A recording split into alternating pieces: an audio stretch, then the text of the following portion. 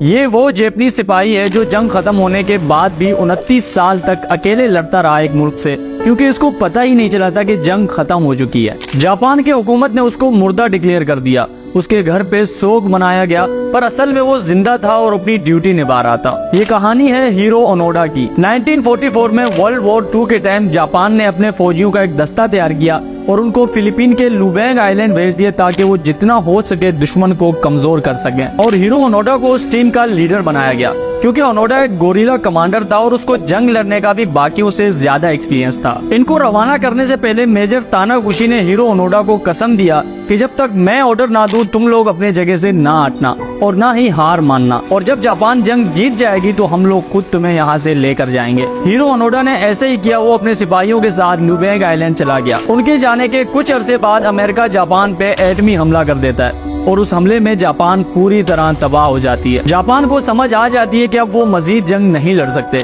इसलिए वो हार मानकर अमेरिका के सामने सरेंडर करती है। और ये बात हीरो ओनोडा को नहीं बताती। वो अभी भी अपने सिपाहियों के साथ जंग लड़ रहा था। वक्त गुजरता गया, यहाँ तक कि 1 साल गुजर गया जंग को खत्म हुए। लोग फिर से नॉर्मल जिंदगी की तरफ आ रहे थे, पर हीरो ओनोडा को अभी भी लगता था कि जंग चल रही है, क्योंकि उसको समझा कर भेजा गया था कि तुमने छुप कर हर तरह से दुश्मन को कमजोर करना है। इसलिए वो उनके फसलों को आग लगाया करता था, उनके लोगों और जानवरों को मार दिया करता था ताकि वो जितना हो सके कमजोर पड़ जाए। यहाँ तक कि रात के टाइम वो अपने साथियों के साथ मिलकर फौजी गाड़ियों पे भी हमला करके उनसे हथियार और खाने पीने की चीजें छीन लिया करता था। आसपास के लोग तंग आ गए थे, इसलिए उन्होंने गवर्नमेंट से शिकायत की कि इस जंगल में शायद अब भी जंगी सिपाही मौजूद हैं। गवर्नमेंट ने जंगल में आर्मी भेजकर ऑपरेशन किए, उनको ढूंढा और बड़े बड़े लाउड स्पीकर्स में ऐलान किया कि जंग खत्म हो चुकी है, तुम लोग सरेंडर करके अपने मुल्क वापस चले जाओ। पर इससे भी कोई फायदा नहीं हुआ।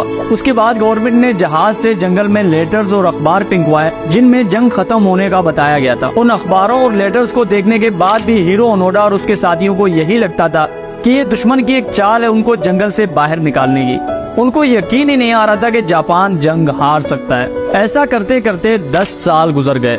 हीरो ओनोडा के भी तकरीबन सभी साथी मारे गए थे। कुछ भूख से मर गए, कुछ बीमार होकर और कुछ दुश्मन से लड़ते हुए मर गए। अब बस उसके साथ उसके 2 और साथी जिंदा रह गए थे, पर उसने हार नहीं मानी और अपना जंग जारी रखा, क्योंकि उसको अभी भी लगता था कि जंग चल रही है। वो उसी तरह उनके आर्मी को मारा करता था, उनके फसलों को जला लिया करता था और उनके लोगों को मार दिया करता था ताकि जितना हो सके कमजोर पड़ जाए। कुछ साल बाद लोगों ने फिर गवर्नमेंट से शिकायत की। गवर्नमेंट ने फिर आर्मी भेजा उनको ढूंढने के लिए, पर हीरो ओनोडा एक गोरिल्ला कमांडर था, उसके लिए आर्मी से छुप जाना कोई बड़ी बात नहीं थी। बहुत ढूंढने के बाद भी आर्मी को वहाँ कोई नहीं मिला। गवर्नमेंट ने एक बार फिर अखबार जहाज से नीचे फेंके, पर हीरो ओनोडा को अब भी यही लगता था कि ये चाल है दुश्मन की। लेकिन हीरो ओनोडा के उन 2 साथियों में से एक को लगा कि शायद वाकई जंग खत्म हो गई होगी, क्योंकि कई सालों से बाहर ना गोली चलने की आवाजें आ रही थी ना धमाकों की, और बाहर शहर में भी अमन का माहौल था। इसलिए हीरो ओनोडा से छुपकर वो एक रात जंगल से भाग गया और अमेरिकन आर्मी के सामने सरेंडर कर लिया। जब हीरो ओनोडा को अपने साथी के गायब होने का पता चला तो उसको ये नहीं लगा कि वो भाग गया होगा, बल्कि उसको लगा कि उसके दोस्त को आर्मी ने पकड़ लिया होगा या मार लिया होगा। पहले जिस जगह उसका ठिकाना था, जहां वो रहता था जंगल में, उसने अपना ठिकाना चेंज किया और अपना मिशन उसी तरह जारी रखा। यहाँ तक कि 15 साल और गुजर गए जंग को, यानी टोटल 25 साल हो गए जंग को खत्म हुए। दुनिया तरक्की कर रही थी, नए नए टेक्नोलॉजीज आ रहे थे और उस जंग के किस्से बच्चे अब बस कहानियों में ही पढ़ा करते थे, पर हीरो ओनोडा अब भी वो जंग लड़ रहा था। आखिर तंग आकर अमेरिकन गवर्नमेंट ने जापानीज गवर्नमेंट से कहा कि शायद तुम्हारा कोई सिपाही अभी भी हमारे इलाके में है जो लगातार हमारे लोगों और चीजों को नुकसान पहुंचा रहा है। जापानीज गवर्नमेंट जंग के खत्म होने के 25 साल बाद ये बात सुनकर हैरान थी कि आखिर अभी तक कौन लड़ रहा है, जबकि हमने भी सरेंडर कर लिया था, हार मान ली थी। जापानीज गवर्नमेंट ने लुबैंग आइलैंड में जितने भी सिपाही भेजे थे उन सब का डेटा चेक किया तो पता चलता है बाकी सबका तो रिकॉर्ड मौजूद है। कोई जिंदा वापस आया, अगर वहाँ कोई मारा गया था तो उसकी लाश वापस आई, पर एक बंदा ऐसा है जिसका अभी तक कोई पता नहीं चल सका, और वो है हीरो ओनोडा। ये खबर पूरे जापान में आग की तरह फैल गई। लोग हैरान थे कि सिर्फ एक ऑर्डर पे कोई 25 साल तक कैसे लड़ सकता है। इस खबर के बाद हीरो ओनोडा जापान में एक सेलिब्रिटी सा बन गया। हर जगह बस उसकी ही बात हो रही थी। एक जापानीज टूरिस्ट नाइरो सुजुकी ने ऐलान किया कि उसके जिंदगी का सबसे बड़ा मिशन ये होगा कि वो हीरो ओनोडा को ढूंढ कर लाए। इसलिए वो निकल गया हीरो ओनोडा को ढूंढने। कई साल ढूंढने और आवाजें देने के बाद उसको हीरो ओनोडा दिख गया।